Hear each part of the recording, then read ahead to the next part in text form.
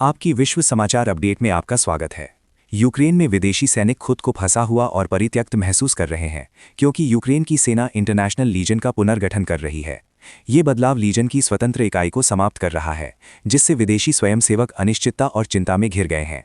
कई सैनिकों ने इस कदम को लीजन का प्रभावी विनाश बताया है, जिसे फरवरी 2022 में राष्ट्रपति जेलेंस्की के आह्वान पर गठित किया गया था। कीव इंडिपेंडेंट के अनुसार यूक्रेन की थल सेना इंटरनेशनल लीजन को एक स्वतंत्र इकाई के रूप में खत्म कर रही है और इसकी लड़ाकू बटालियनों को असॉल्ट रेजिमेंट में बदल रही है। हालांकि ये बदलाव 2025 के अंत तक प्रभावी होने की उम्मीद है, फिर भी कई सैनिकों को अपने भविष्य के बारे में स्पष्ट जानकारी नहीं है। एक गुमनाम अधिकारी ने पूरी तरह से भ्रमित महसूस करने की बात कही और इस बात पर गुस्सा व्यक्त किया कि एक संगठित और प्रभावी सेना को बिना किसी कारण के भंग किया जा रहा है। पिछले 2 महीनों से सैनिकों को अपने वरिष्ठों से आधिकारिक जानकारी नहीं मिली है और वे केवल अफवाहों पर निर्भर हैं। मैजिक नामक एक पूर्व अमेरिकी मरीन और मोर्टार यूनिट के सार्जेंट ने जानकारी की कमी पर संदेह व्यक्त किया।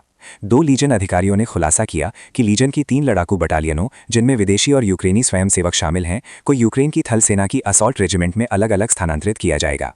हालांकि ये परिवर्तन यूक्रेन के रक्षा मंत्रालय की सैन्य खुफिया GOR के तहत इंटरनेशनल लीजन से संबंधित नहीं है। सैनिकों को नई असॉल्ट इकाइयों में जाने के लिए दबाव महसूस हो रहा है और उन्हें डर है कि उनके विशेष कौशल, जैसे मोर्टार गनर, को पैदल सेना की भूमिकाओं में बदल दिया जाएगा। यूक्रेन की थल सेना के संचार विभाग के प्रमुख आंद्रेई रुडिक ने जोर देकर कहा कि यह संरचनात्मक परिवर्तन लीजन का विनाश या विघटन नहीं है। उन्होंने इसे एक सुधार बताया, जिससे बटालियनें नामित असॉल्ट रेजिमेंट के साथ लंबे समय तक बेहतर समन्वय कर सकेंगी। रुडिक ने कहा कि उनका लक्ष्य अधिकतम सहायता प्रदान करना और विदेशी स्वयंसेवकों का सम्मान करना है, ताकि वे सेना ना छोड़ें। हालांकि कुछ सैनिकों को चिंता है कि ये पुनर्गठन विदेशी स्वयंसेवकों के लिए सहायक बुनियादी ढांचे को कमजोर कर सकता है, जिससे कुछ लोग निराश होकर छोड़ सकते हैं और भर्ती प्रभावित हो सकती है। मैजिक ने जेलेंस्की के आह्वान पर लड़ने आए सैनिकों की प्रतिबद्धता को दोहराया और यूक्रेन के नेतृत्व से अपने वादों को पूरा करने का आग्रह किया। सुनने के लिए धन्यवाद।